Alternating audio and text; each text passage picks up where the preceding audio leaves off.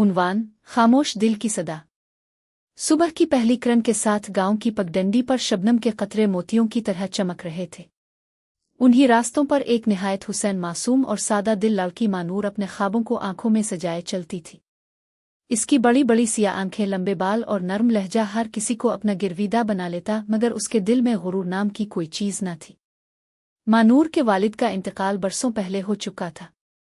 इसकी बीमार मां ने गुर्बत के हाथों मजबूर होकर एक दिन लरसती आवाज में कहा, बेटी, शहर में एक बहुत बड़े घर में काम मिल गया है, शायद यही किस्मत का दरवाजा हो।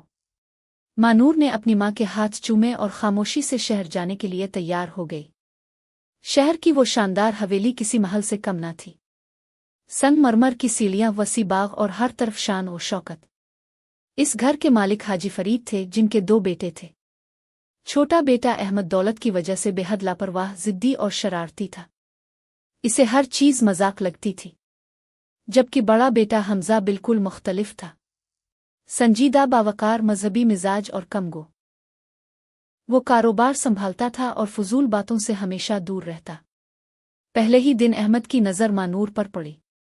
वो मुस्कुराते हुए बोला, अरे, हमारे घर तो चांद उतर आया है।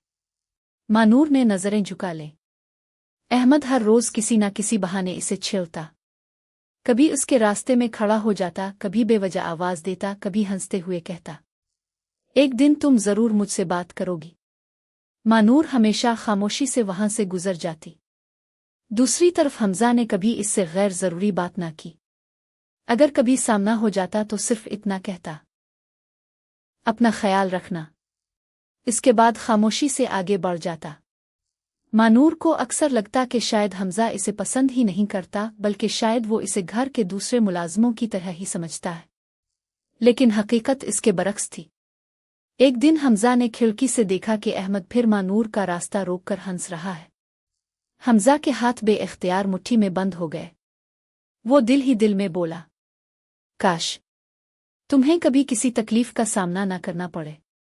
मगर उसने अपनी कैफियत किसी पर जाहिर न होने दी। वक्त गुजरता गया। अहमद की दिलचस्पी अब जिद में बदलने लगी।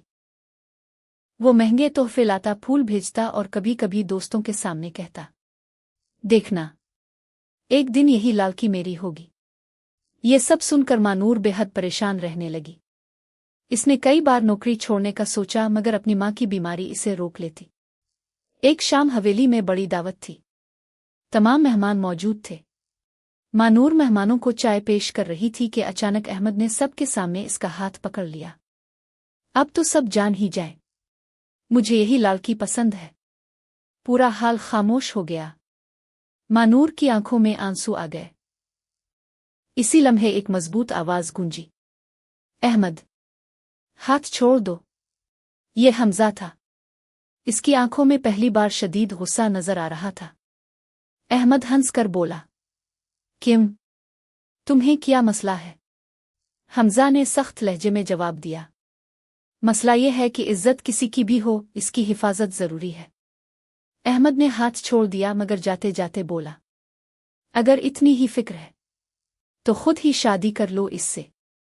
ये कहकर वो हंसने लगा। कमरे में खामोशी छा गई। हाजी फरीद ने नाराजी से हमजा की तरफ देखा, तुम एक मुलाजमा के लिए अपने भाई से लड़ रहे हो। हमजा ने पहली बार अपने वालिद की आंखों में आंखें डालकर जवाब दिया, वो सिर्फ मुलाजमा नहीं, एक बाइज्जत इंसान है। मानूर हैरत से हमजा को देख रही थी। हमजा ने गहरा सांस लिया और बरसों से छुपे जज्बात पहली मर्तबा जुबान पर आ गए। मैं इसे काफी अरसे से पसंद करता हूं, मगर कभी उसकी इज्जत के खिलाफ एक लफ्ज भी नहीं कहा। अगर वो राजी हो तो मैं इसी से निकाह करना चाहता हूं। आ सुनकर सब हैरान रह गए। अहमद के चेहरे की मुस्कुराहट गायब हो चुकी थी। हाज फरीद गुस्से में बोले, अगर तुमने ये कदम उठाया तो इस घर से तुम्हारा हर ताल्लुक खत्म हो जाएगा। हमजा ने सुकून से जवाब दिया, अगर इज्जत बचाने की कीमत ये घर है तो मुझे मंजूर है। पैर इसने पहली बार मानूर की तरफ देखा। फैसला सिर्फ तुम्हारा होगा, किसी दबाव में आकर जवाब मत देना। मानूर की आंखों से आंसू बहने लगे। اس نے دھیمی آواز میں کہا، جس انسان نے میری عزت کو اپنی عزت سمجھا، میں اس پر اعتماد کرتی ہوں۔ چند دن بعد سادگی سے ان دونوں کا نکاح ہو گیا۔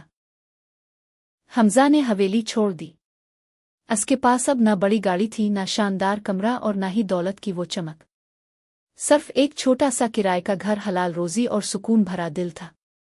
الفاق شام مانور نے چائے کا کپ حمزہ کے سامنے رکھتے ہوئے مسکرا کر پوچھا، کبھی اس حویلی کی یاد نہیں آتی؟ حمزہ نے اس کی طرف محبت بھری نظر سے دیکھا۔ محل وہاں ہوتا ہے جہاں دل کو سکون ملے۔ میرے لیے وہ محل یہی چھوٹا سا گھر ہے۔ مانور کی آنکھیں خوشی سے نم ہو گئیں۔ اس نے محسوس کیا کہ سچی محبت اونچی آواز میں دعوے نہیں کرتی، بلکہ مشکل وقت میں ڈھال بن کر سامنے آتی ہے۔ دور کہیں سورج غروب ہو رہا تھا، مگر ان دونوں کی زندگی میں ایک نئی صبح طلوع ہو چکی تھی۔ اختتام۔